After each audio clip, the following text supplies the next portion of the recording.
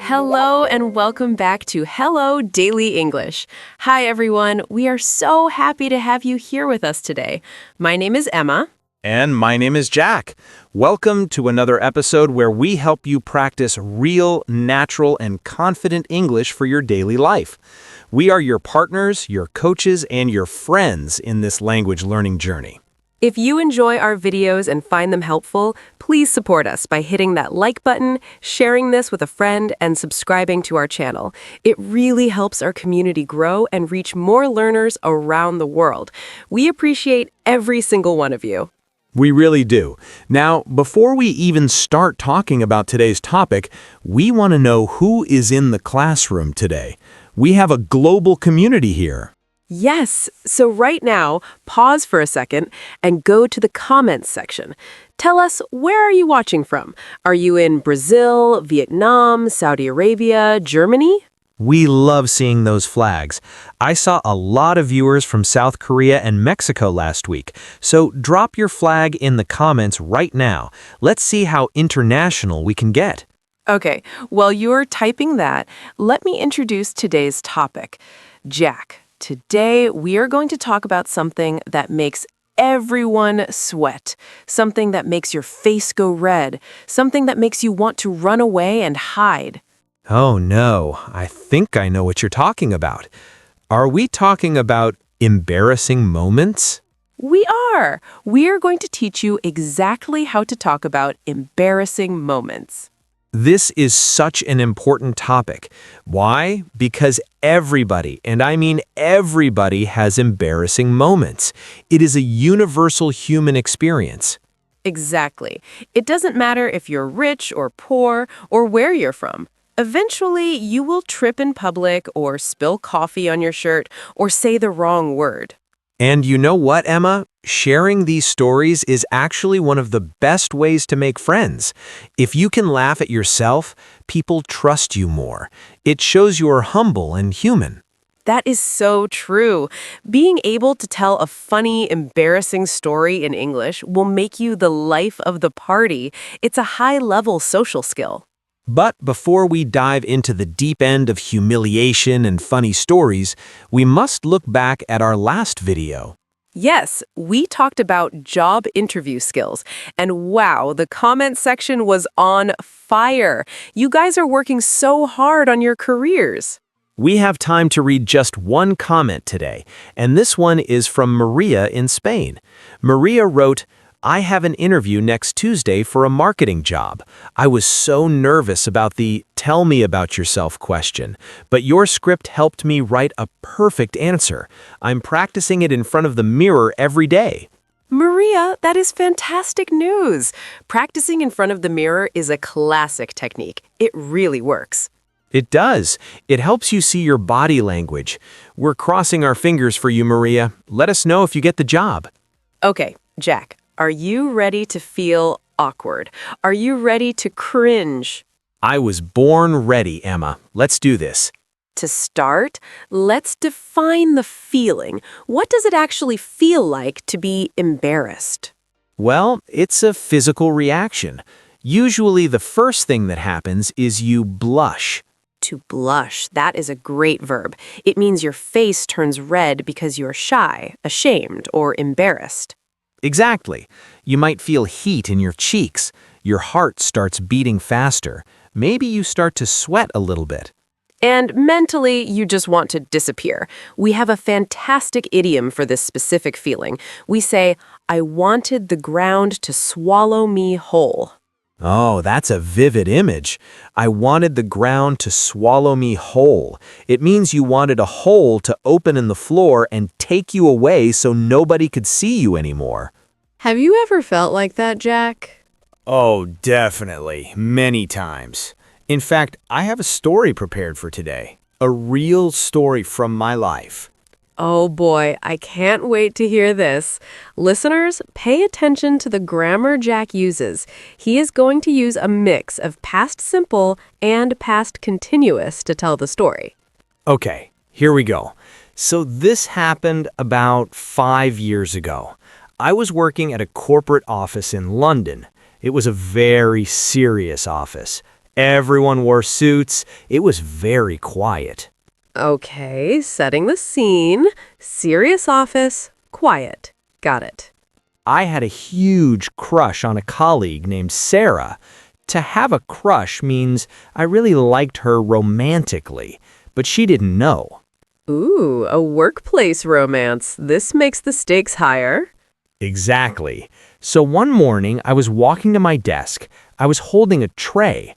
On the tray, there were 4 cups of hot coffee, 1 for me and 3 for my team. 4 cups? That is dangerous, Jack. I know. I was trying to be nice. So I was walking past Sarah's desk. She looked up and smiled at me. She said, "Good morning, Jack." And what did you do? Well, I tried to look cool. I tried to wave at her with one hand while holding the tray with the other hand. Oh no, I can see where this is going. Bad idea. As I was waving, I lost my balance. I tripped over a bag on the floor. To trip, that means to catch your foot on something and fall. I tripped. The tray flew into the air, and all 4 cups of coffee landed all over Sarah's white desk, and some of it went on her blouse. No, not on the white blouse. Jack, that is a nightmare. It was slow motion, Emma. Splash! The whole office went silent. You could hear a pin drop. Everyone turned around and looked at me. What did you feel in that moment? I turned beet red, like a beetroot. I wanted the ground to swallow me whole. I was absolutely mortified. Mortified. That is a very strong word. It's stronger than embarrassed. It means extreme embarrassment, almost like you want to die of shame. Yes, I was mortified. I started apologizing like crazy. I am so sorry. I'm so clumsy. Let me help you. I was grabbing napkins, trying to clean the desk. It was a disaster. Did Sarah get angry? Surprisingly, no. She started laughing. She saw how red my face was, and she just laughed. That actually broke the tension. That is lucky. If she had been angry, it would have been so much worse. Eventually, I cleaned it up. I bought her lunch to apologize. But for the next 6 months, my nickname in the office was Starbucks. Starbucks, that is funny. But you know, Jack, you survived. You're here today to tell the tale. I did survive. And actually, looking back, it is a funny story. At the time, it was painful, but now I can laugh it off. To laugh it off, that is a crucial phrasal verb for this topic. It means to joke about a problem or embarrassment so that it doesn't seem serious. You choose to laugh instead of being sad. Exactly. If you can laugh it off, you win. Guys, are you still listening? Hey, are you there? I want to check in with you quickly. I want you to go to the comments right now and type the word mortified. Yes, type mortified in the chat if you understand that feeling of extreme embarrassment. We want to see how many of you are paying attention. While they're typing that, Jack, I noticed something interesting in your story. You use the past continuous tense to set the background action. I did? Yes, you said, I was walking past Sarah's desk and as I was waving. Ah, yes, this is the key to storytelling in English. We use the past continuous, was, were, plus verb ing, to describe the action that was happening before the interruption. And then you use the past simple for the interruption. I tripped. The tray flew. So the formula is long action, past continuous, plus interruption, past simple. I was eating dinner when the phone rang. I was showering when the water stopped. I was waving at Sarah when I spilled the coffee.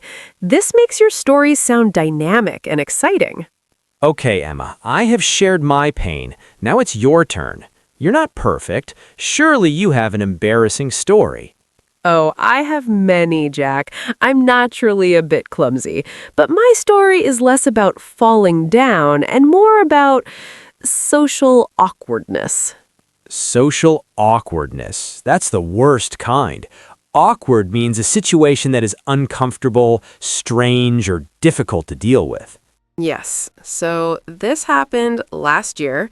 I was at a party, a friend's birthday party. There were a lot of people there that I didn't know. Okay, mingling with strangers. I saw a woman across the room.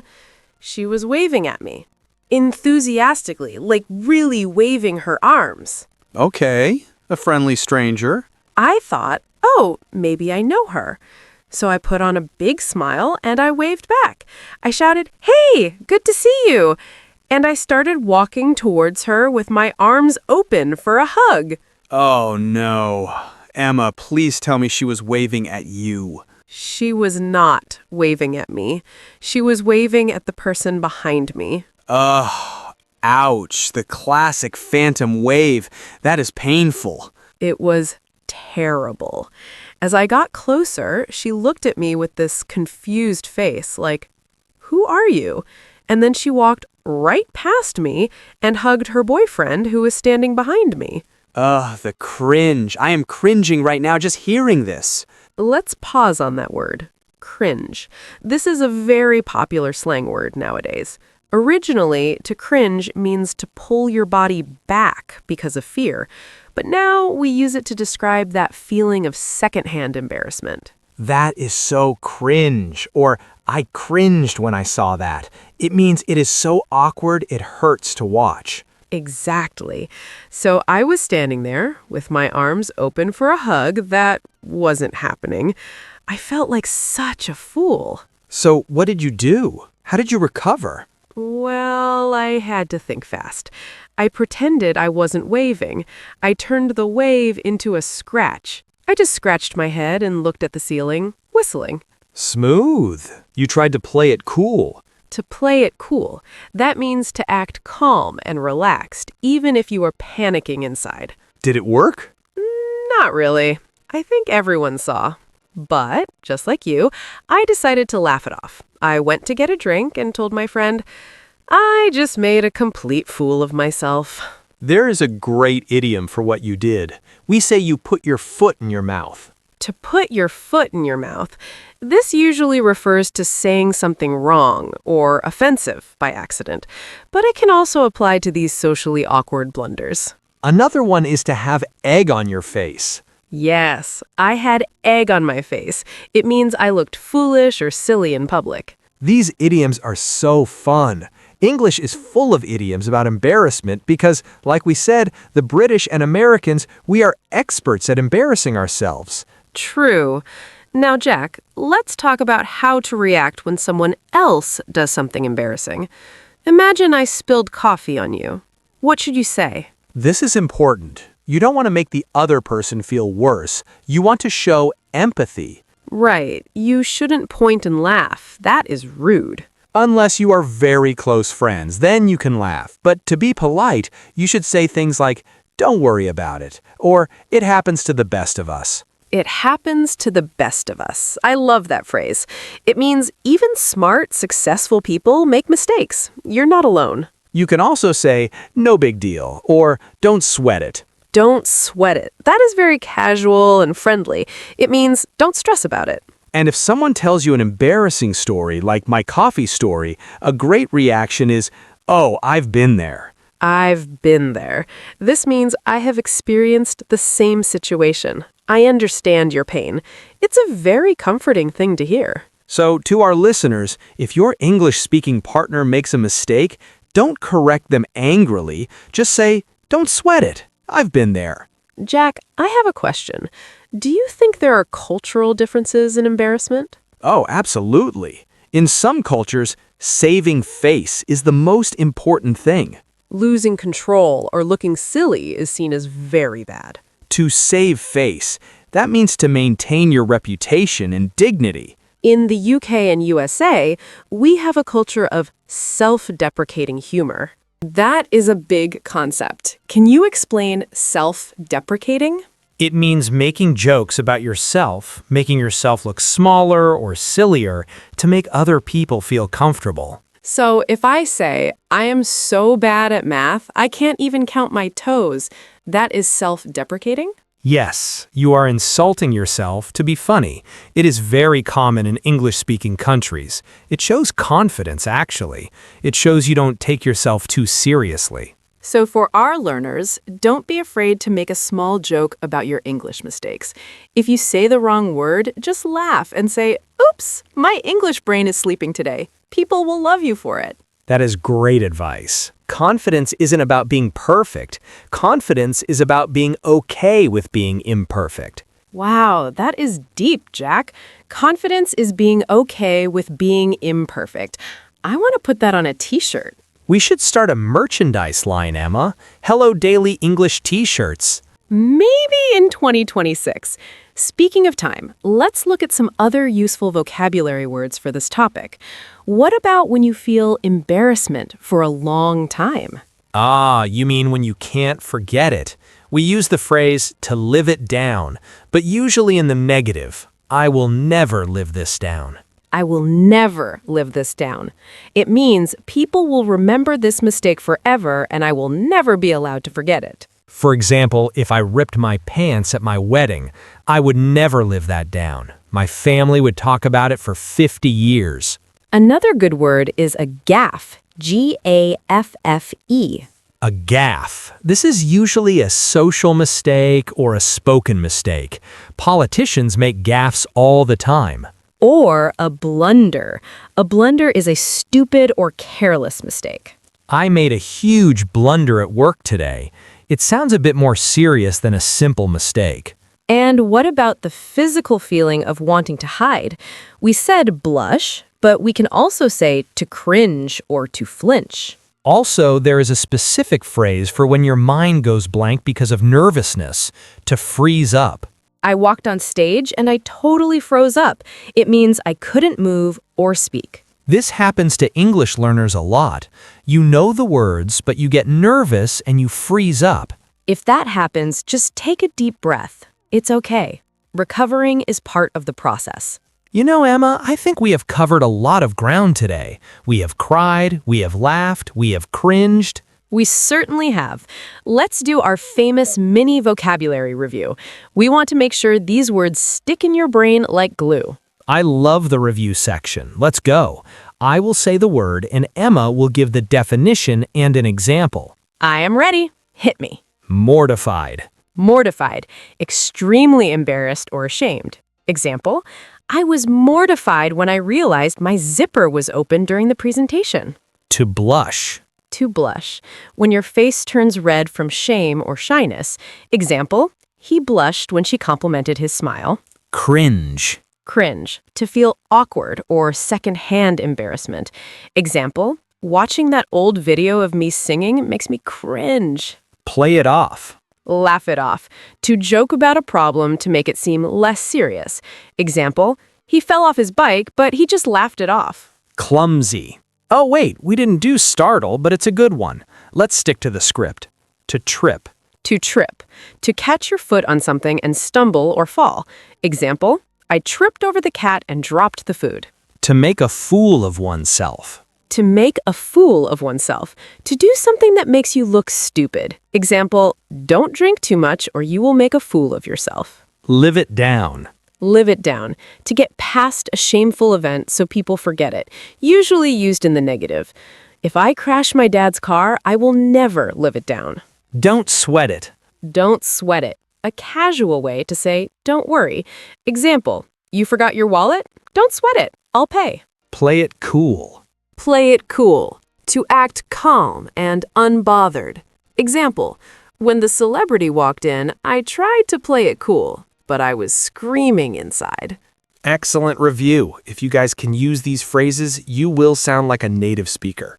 Absolutely. Now, Jack, before we get to the question of the day, I want to ask you one last thing. Why is it important for English learners to share these kinds of stories? That is a great question. I think it is because storytelling is the ultimate test of language. It requires grammar, vocabulary, emotion, and timing. Yes, if you can tell a funny story in English, you have mastered the language. And also, it connects you with people. If you meet a native speaker and you tell them about a funny mistake you made, They will love you. It breaks the ice. Breaks the ice. Good idiom. It removes the tension and starts a friendship. So, don't hide your mistakes. Celebrate them. Turn them into stories. That is beautiful advice, and that brings us to our favorite part of the episode. The question of the day. We really want to hear from you guys on this one. This is going to be the funniest comment section in the history of YouTube. I am getting the popcorn ready. I want to read these comments. Our question is, what is the most embarrassing thing that has ever happened to you? Oh, brave. Be brave, guys. Tell us. Did you walk into a glass door? Did you call your teacher mom? Did you wear 2 different shoes to work? Or, if you are too shy to share a big story, you can answer this. What makes you cringe? Maybe it's watching bad karaoke or people arguing in public. Write your answers in the comments below. Remember, this is a safe space. We are all friends here. We will not judge you. We will laugh with you, not at you. Exactly. You can start your sentence with, "One time I was," or "My most embarrassing moment was when."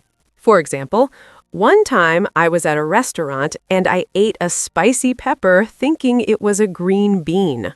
Oh, that is a hot mistake. Or, "I once waved at a taxi, but it was just a normal car." We cannot wait to read these. Please take a moment to practice your writing. It is the best way to improve. And hey, if you read someone else's story in the comments, give them a like and maybe reply with, "Don't sweat it." Show some support. Building this community is what we are all about. Well, Emma, I think my face has finally returned to its normal color after telling my coffee story. You look great, Jack. No egg on your face today. Thank goodness. Thank you so much for joining us for this fun episode. We hope you learned some new vocabulary and felt a little less alone in your awkward moments. Remember, everyone trips. Everyone makes mistakes. It's part of being human. The important thing is to get back up, dust yourself off, and keep going. And keep practicing your English. If you like this video, please give it a big thumbs up. It tells YouTube that this is a good video. And make sure you are subscribed with the notification bell turned on so you never miss an upload. We have some amazing topics coming up next week. You don't want to miss it. We are going to be talking about, well, it's a surprise, but it's going to be good.